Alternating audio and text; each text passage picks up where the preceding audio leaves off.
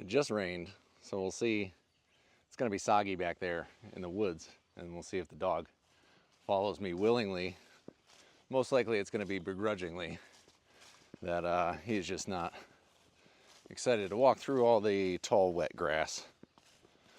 I've done some clearing on this path through the woods, so if you're joining for the first time, I've been cutting a trail through the woods, about a mile now, all around, by hand with pretty much no power tools, just a electric weed whacker is the most power I bring out here. Axes, saws, machete on a stick, scythe, and I like using the traditional tools to clear my path, because when I'm out here, this is my like 1 hour a day, half hour in the morning, half hour in the evening, up, where I get to spend some time outside. I have to walk the dog. You know, my dog's 8+ years now. He's getting older and slowing down for sure. Less enthusiastic about barreling through the woods than he used to be. But still, needs his activity, and this old dog needs his activity too.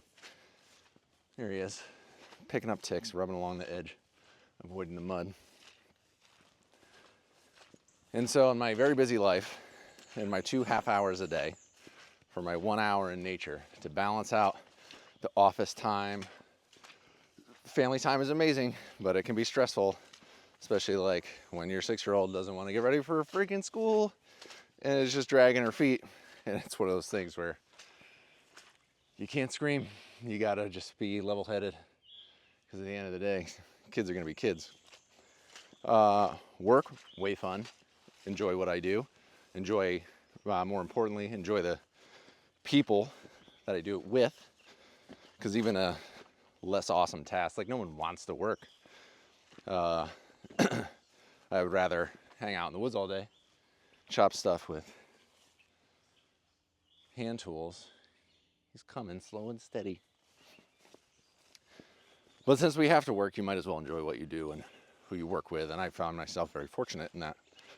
Involved in a bunch of projects. Ooh, this is where I cleaned up last week, and it's nice that the ground is all very passable.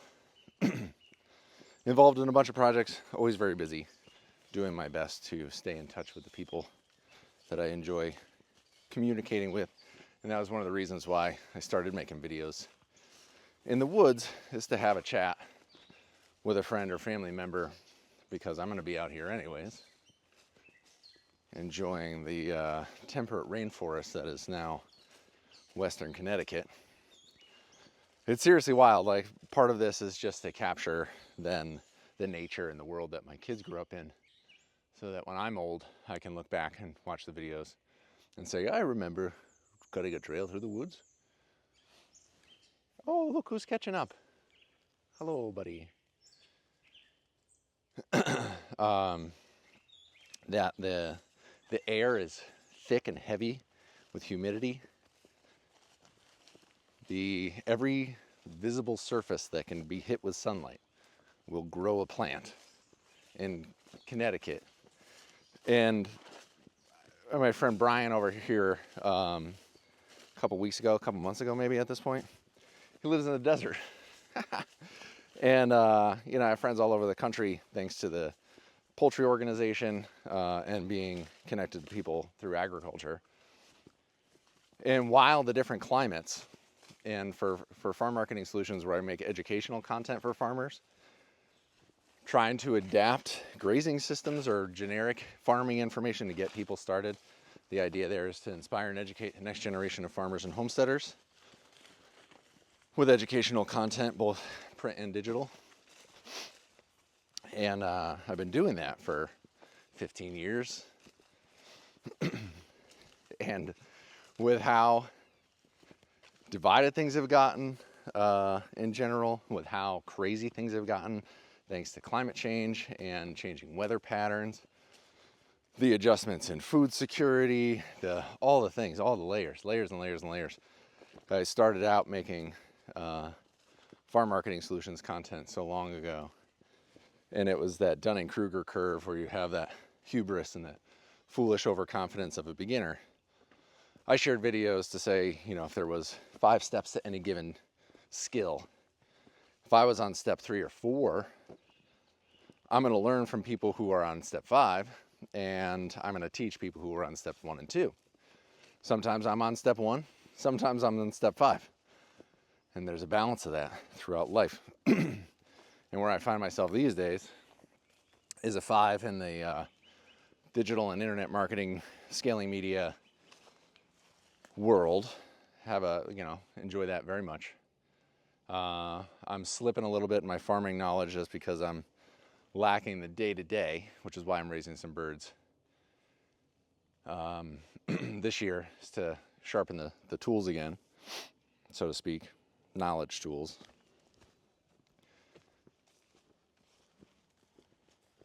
And I constantly find new areas that I have so much to learn, like forestry and all these plants and botany and entomology and these deep fields of study to all these subsegments of this crazy world around me. The dog's peeing.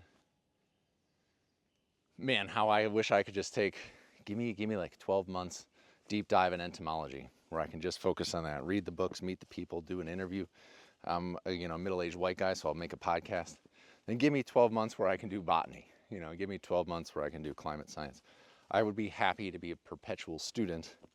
I love the deep dives and all the interlocking parts of what it is to exist on this beautiful planet. And then overlay that with the human element of all the different stratifications and socioeconomic demographics and blah, blah, blah. And how do they talk to each other? How do they interact? What is the geopolitics from city to city, state to state, country to country? All fascinating.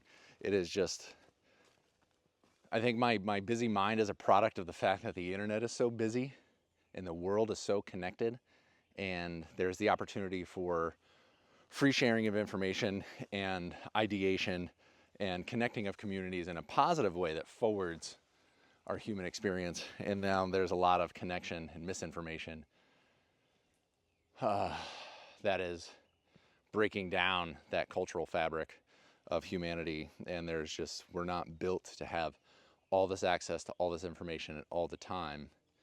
And we see it through the generations here in the United States of how that has changed from generation to generation. I went through a thought exercise the other day of thinking about the key events, generally wars, in the United States that led to having boomers, Gen X, millennials, Gen Z, and whatever is next. I think it's Gen Alpha or something. And how those significant events are significantly different in other countries, and how that has caused stratification in the age groups and what those different stratifications are depending on the country, and then how does that affect the general makeup of their population, which then affects their policy for how those people vote, and then that trickles up into how the countries interact with each other. You're getting full stream of consciousness today. But I think that's part of me being in the woods, is that at any given time, especially in marketing, I'm thinking about all those stratifications. Within that are segments. And in marketing, we call them market segments. And for me, my market segment for these videos is like my friend Judy, who watches this on her big TV and is going to see this insane backdrop that I have. I don't shoot in 4K, although I could, but I don't want to mess with the file sizes that are so big. And for food cyclists, these YouTube channel videos, my demographic is very specific. It's my friends and family. And I generally hand deliver by text, because if you know me well enough, you know me and email don't get along that well. Hand deliver these videos because I'm thinking about somebody. And what's fun is that I used to average on the shorts on this channel like 20 to 30 views. Now I'm averaging 800 to 1,500, with a couple hitting into the 2,000. And just the honest sharing of the natural experience that I cut from the overgrown wild forest in New England by hand after spending over a decade farming and now working professionally in digital media. that little story, such specific little niche topic, is resonating with a few more people. And that makes me happy. So some days I will do a dog walk where I just walk with the camera and you don't have to listen to me at all. And some days I will feel chatty because it is the beginning of my day. I'm now going to wrap up this video and get started with the rest of all the things that I have to do today. But I wanted to warm up, clear my head, talk about demographics and bounce around and all the things. You know, showered them clean. We're at the stone wall end, and I can bid you a fond farewell. This is one of the things that I've never gotten good at, is wrapping the video. And the advice right now is to not project the ending, just end it and catch people off guard.